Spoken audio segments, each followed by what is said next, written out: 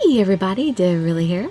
Thank you for joining me for another episode of Destiny's Princess, the first episode along Oda Nobunaga's line. And the reason we've chosen Oda Nobunaga next is because the patrons on Patreon selected him. But be aware that there are spoilers in his route for the other guys, so if you want to wait till later to listen to his story until after I get to the other guys, you can. But who cares about spoilers, really? I mean, in a game like this, personally, I don't care. Because, I mean, really, in most games, each guy has different information along their routes that spoils things for the other routes. So, pretty much all routes always has spoilers for everything in every game. So, I don't think it's a big deal. I think I'll enjoy everybody's routes as much as I would have originally anyway.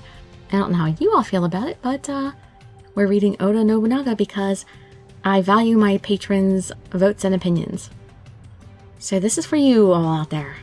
Let's dive right in and date our father. Well, our fake father, who already knew from the very beginning probably that he's not actually our father. So neither of us are fooled. Ah, look at him. He looks so hot there. Beast of a man. Or at least I think they meant beast of a man instead of beast of man. Hey, did you hear? Demons appeared in the next town over. You're talking about the rumor where they came from beyond the mountain and ate 2 people? How terrible! I've been hearing those rumors here and there ever since the Spring Festival. What's happening to this country? Demons had appeared. The rumors started in springtime when the plants first started to bud. In the months that followed, the demons gathered and ran amok throughout the country. How many times do we have to go through this part of the story? Many people died, and those who barely survived desperately escaped to other countries. The time of day didn't matter, they were rampaging across the country. The only place left standing was the castle. It didn't receive aid from foreign countries. The 5 men summoned by the dagger were our last ray of hope. Ever since that day, this burned-down castle was restored to its original luster. The fate of this country was in their hands. Everyone returned at dawn. When they had finished talking, I couldn't bring myself to leave the room. I saw the castle restored to its original form with my own eyes. It looked exactly the same. Was it just a dream? If I leave this room, will I see the castle in ruins? Even now, I couldn't rid myself of those thoughts and fears. Maybe I should look around the castle. Once I left this room, I would probably see that everything was the same. Deep in my worries, I started to absent-mindedly talk to the dagger. What do you think about Nobunaga's injury? Even if you ask me, there's no way of knowing. I guess you're right. All I needed to do was visit him. In Nobunaga's memories, I was his daughter. Or so you'd think. But, for some reason, he feels like a frightening person. Is that so? Yeah, I can't remember him well, but I have a feeling my real father was completely different. Some of the men I summoned here are similar to their counterparts, some aren't. Actually, I didn't think any of them were, except for maybe Kotaro, I don't know. You are right, Princess. He may be one of the differing ones. I was sure he was. Nobunaga had something in him that paralyzed people when he stood there silently. Even though I couldn't remember my real father, I could tell he wasn't someone familiar. I guess we never met someone this intimidating before. I think, like, the 2 most famous people in Japanese history that I know of are Oda Nobunaga and Hijikata from the Shinsengumi. Now, Princess, do be careful. You must never let your guard down in front of him. Why? I'm sure you'll find out in due time. Jeez. Even if I continued asking him questions, I was sure he wouldn't answer. This dagger was fickle. That night, I had learned that he kept silent about things he didn't want to answer. If you don't want to tell me, that's fine, but don't talk so carelessly. If someone heard you, there would be a huge commotion about you being haunted. Yes, ma'am. I'll keep that in mind. Will you now? His answer was fine, but I just couldn't get myself to trust him. I sighed and heard a handmaid's voice. Princess. She sounded a little flustered. Could she have heard me talking to the dagger? What is it? I replied to her with a fearful voice, She entered and looked flustered, just as I had thought. What's wrong? Yes, a moment ago, I was ordered to tell you that Lord Nobunaga wants to see you. But you see... The handmaid hesitated and started to frown. He asked you to come to the bathroom. What the heck? Why does my dad want me to... Dad, we're a little too old to have a bath with you anymore. What does that mean? You weren't told anything else? No, that was it. Nothing else. I see. What was going on? Did he want me to wash his back for him? That couldn't be it. He was hurt and might need assistance, but that was what the page was for. I don't quite understand, but I'll go and see him. Lord Nobunaga, Princess Saya has arrived. Oh, she's here. Come in. I thought he would come out if I waited in the hallway, but if he told me to come in, that of course meant to come into the bathroom. However, no girl would enter even if she was told to. Please tell him I'll be waiting outside. Yes, ma'am. Oh, he's not going to accept that. The page nodded and entered the bathroom. She then came back out. Oh, it's a girl page? I thought pages meant guys. She then came back out, soaking wet from head to toe. What happened? On behalf of my lord, he strongly suggests you come in, no matter the circumstances. The poor page. Excuse me? Not good. Not good at all. I almost let out a hysteric scream. I'm aware it's rude of me to ask you this, my lady, but this is the master's wish. I beg you. This is so stupid! Without thinking, I spoke loudly. Don't speak so foolishly, and come out here. Why do I have to go into the bathroom? Enough of your petty talk. Get in here. If you don't, I'll have that page sentenced to death. Princess! I couldn't refuse after seeing the page on the brink of tears. Fine. I just need to come in, right? I didn't have a choice, so I took off my socks and the outer layer of my kimono. I walked in. Why did I take off any clothes? Wait, no. Father, what business do you have in a place like...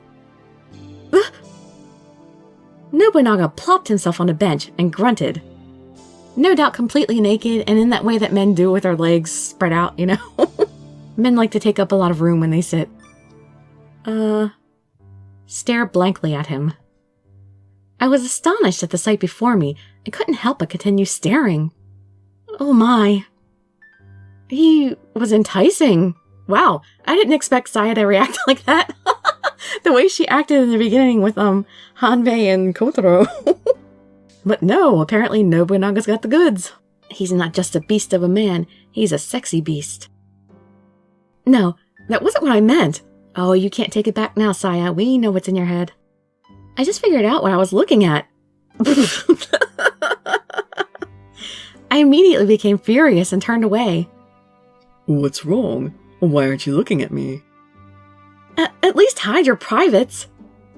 Oh. He looks so disappointed. He looks like, what, you don't like my privates? Nobunaga. Oh god, I'm being so dirty today. This is so bad. Nobunaga started to frown. So you're bothered by this thing? Of course I am. You don't need to worry. I'm not. I can't stop laughing between each sentence. Even if you're not worried about it, I am. Enough already. Can you please put it away? If you don't, I'm going to leave. They just keep talking about his... Put it away. Just... Oh my god.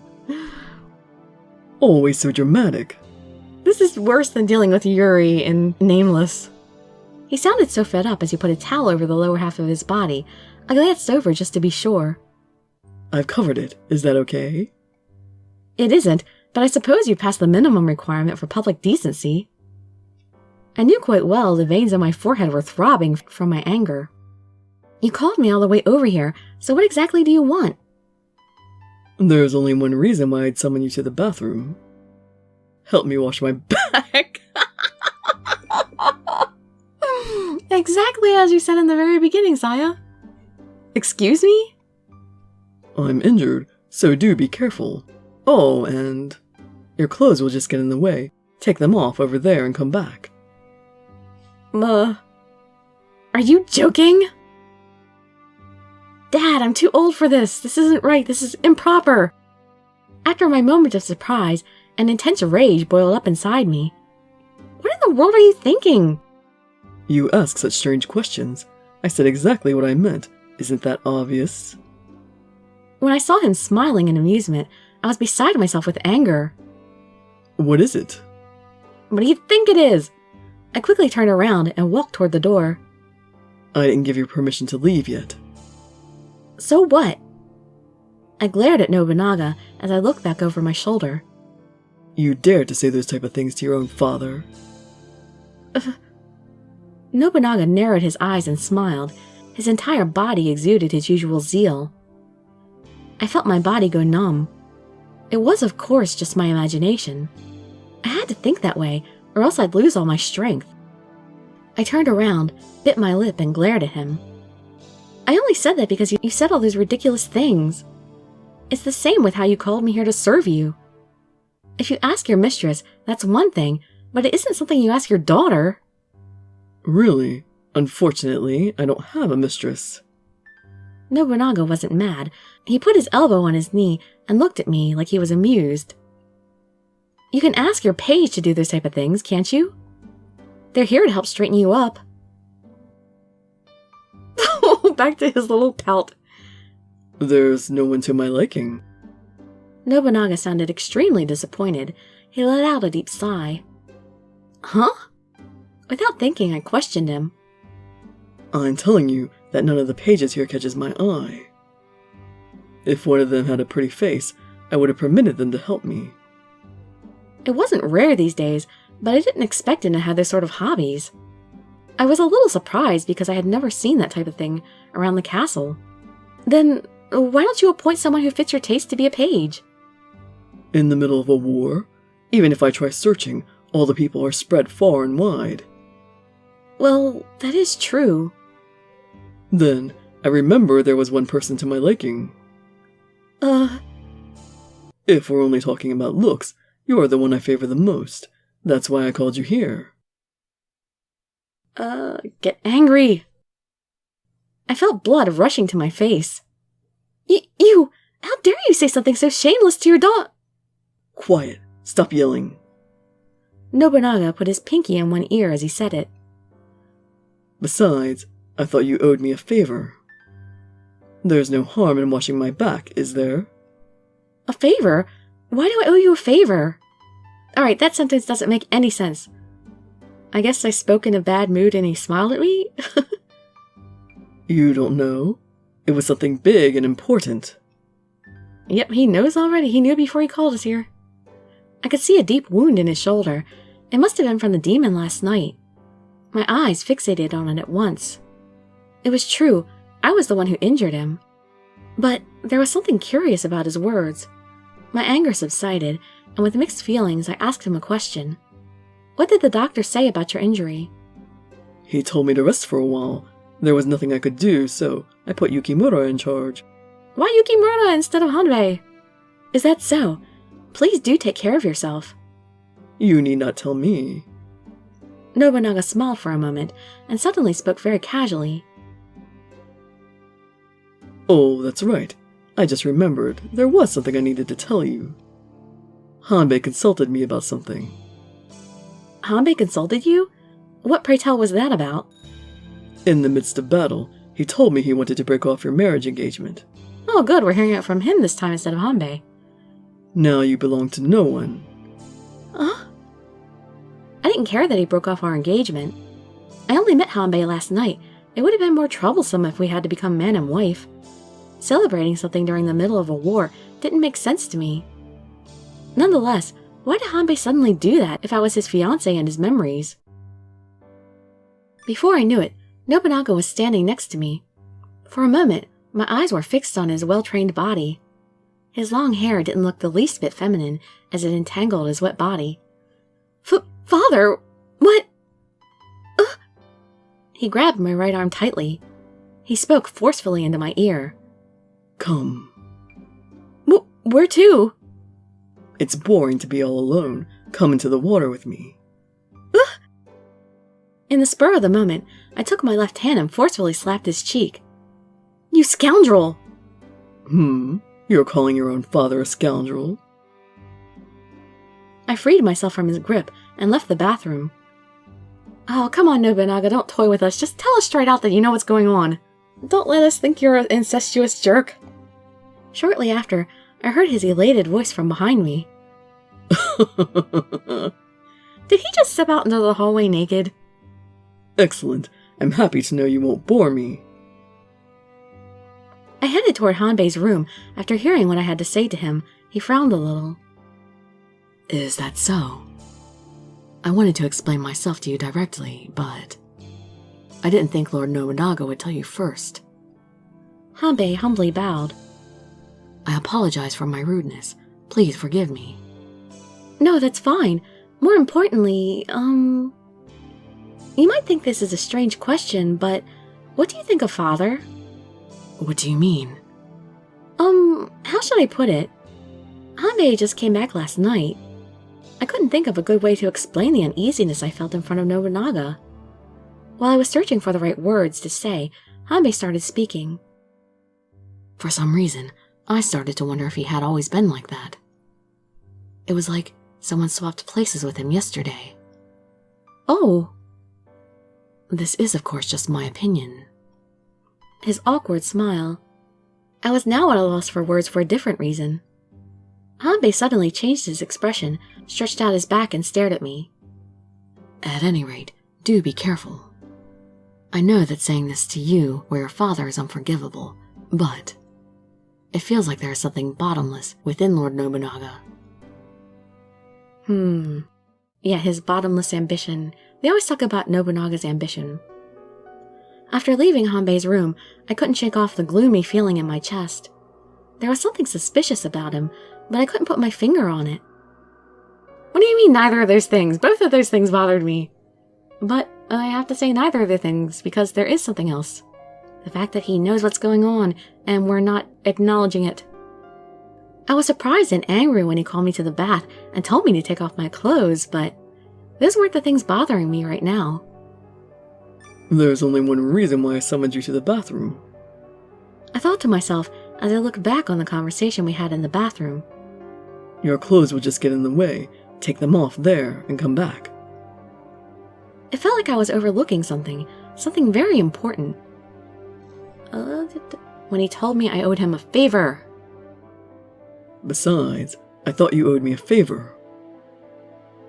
You don't know. It was something big and important. I've got it. I stopped walking. Why did he say I owed him? As the lord of the castle, it was obligatory for him to protect it. Why did he use those words? That was something someone would say if they had no connection to this country. When Nobunaga departed for the castle, he didn't think he was fighting his own war. Why? If he had my father's memories, that wouldn't be possible. I was feeling restless, and my heart started beating quickly. That first chapter was too short. Oh, don't be short like Kotoro's were. Why were Hanbei's chapters longer than these guys? Come on, Nobunaga, you gotta give me more material. Well, that's it for our first episode with Nobunaga, but as with the other guys' routes, I figured he knew what was going on from the very beginning. Let's hope we actually talk about that earlier in his route and not at the very end. I'd hate to have this seem like an incestuous relationship throughout the whole thing and only break that at the end. Please, dear God, let us figure that out sooner. Alright, well, I hope to see you in my future videos. I'd be so grateful for any likes, comments, subscriptions, or shares with your friends to show some support.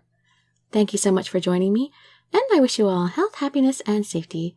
Dirili signing out. Bye-bye, everybody.